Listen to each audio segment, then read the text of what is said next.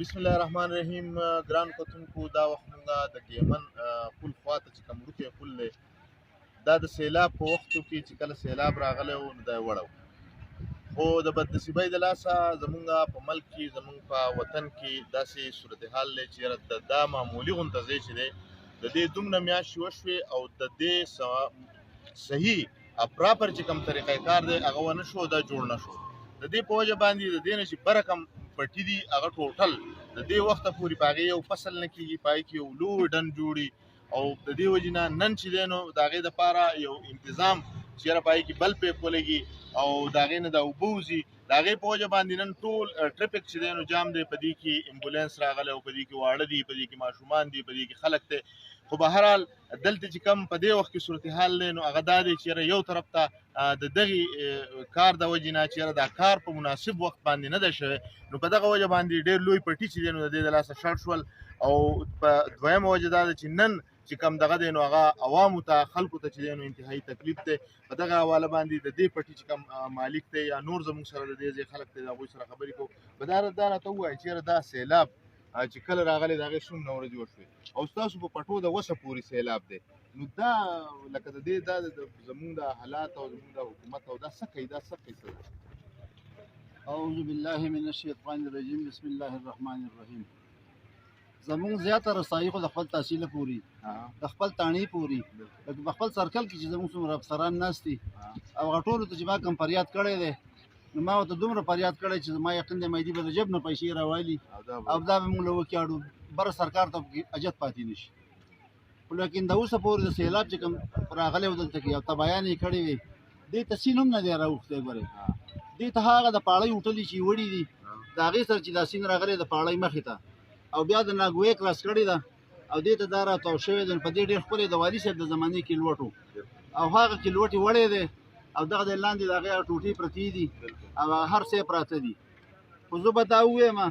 چې سیلاب کله راغلی تېر شوی دی، خو په موږ باندې د نننۍ ورځې پورې هغه سیلاب قایم دی. زمونږ پټي د 2 سیزنه دا ختم شو، زمینداره پکې ونه شوه، نو یو طرف ته حکومت نارې وهي چې زه تاسو له غنم راوړم، تاسو له زه هغه کوم، تاسو له زه دا کوم، او زمونږ د خولې نه هغه شته رزق راوایستو او هغه لاړ د سیند او د خاورو نظر شو، خاورو وخوړل هغه سره. که دا پیاز توینې زما د لاس ډېر په لرې فاصله کې تاسو ته ښکاري، خو دا ډنډ اوس خور شو. دا چې سهار راغلی و ټیکهدار صاحب دی ولاړ دی، د ده نه به هم تپوس وکړئ، دا ډنډ دومره لرې رسېدلی و. نو د ټیکهدار صاحب ته ما د زړه نه دوا وکړه، مېس ټیکهدار صاحب چې دا پکې نوره سستي نه ده کړې، تورالې د منور شاه خان سره پکې زه بار بار میلاو شوی یم، د ایسي صاحب سره. نو هغه ما ته دا وینا کړې چې ما خو پکې چټۍ کړي دي. نو ایسي صاحب موږ له نور په ټوپک شته نه شي کولی دلته کې، د هغه حق چټۍ دی، د هغه حق لیټرې دي، هغه له په بار بار کړي. هغه ورته چې اخري زه ورغلم نو انجینر راغلی دی، نو یا انجینر خدای دې په خیر کا دا شی ستا د جب نه نه ځي او دا کارونه په زول دي. دې له به اخري هم یا کال لا یا څه کال یا میاشت پس هم هغه کیلوټ به جوړول غواړي، نو دا پیسې ولې د حکومت سیند ته اچوئ؟ زه به صرف دا ووایم چې ټیکهدار صاحب کونډي صاحب یاد کړو، د ایسي صاحب هغه تعاون ما په خپله باندې لیدلی دی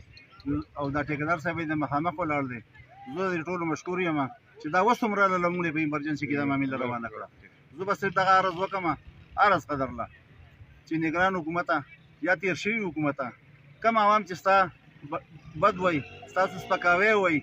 نو زه په هغې ډېر خفه کېږم. ولې چې یو سړی وزارت ته رسي، یو سړی غټه افسرۍ ته رسي، نو په ده کې ایزی دا قابل قدري. لیکن هغه دې معاملو موږ ته هغه هر څه ثابت کړل، هر څه ثابت کړل چې نن که موږ نور هېڅ نه شو کولی، خو هغه خفخان نه ظاهروو، هغه خفخان موږ نه ظاهروو. ولې چې دې ته ګورو دا ما پرېږدوه، زما له طرف نه که کېږي زما نه ورته اوس اجازت ته زه یې شړوم. خو دې قام ته وګوره، په دې کې زنانو ته وګورئ، په دې کې دې ګاډو ته وګورئ، په دې کې مریضانو ته وګورئ، په دې کې میلمنو ته وګورئ، دا ټول جام ولاړ دي. دا مکمل د آخر دا قام نه دی، دا خو زه یو سړی یم، دا خو دا خلک دا زیاتې یې نژدي سره زیاتې دی. که نه ما ته به وایي چې ستا څه کار دی چې ټیکهدار دلته راځي او وروڼو نه ورانوي؟ زه نه شم، زه دغه طاقت نه شم لرلی.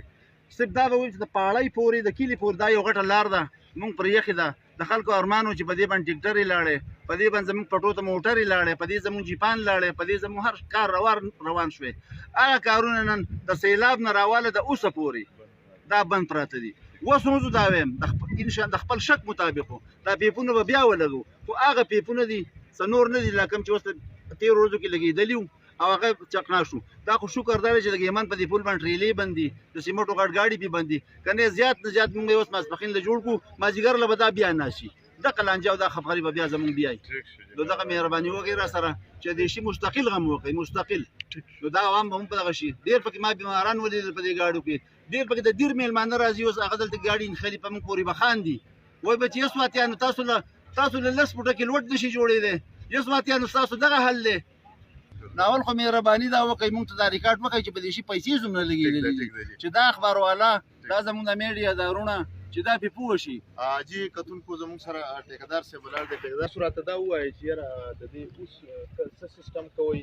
او د دې نه چې مخکې هم په دې دا کار شوی د دې تاسو ته علم شته چې لکه دا علم بالکل تېر نشته اوس چې دی غفلت کې چې په ایمرجنسي کې اوس دوم دا ایمرجنسي کار دی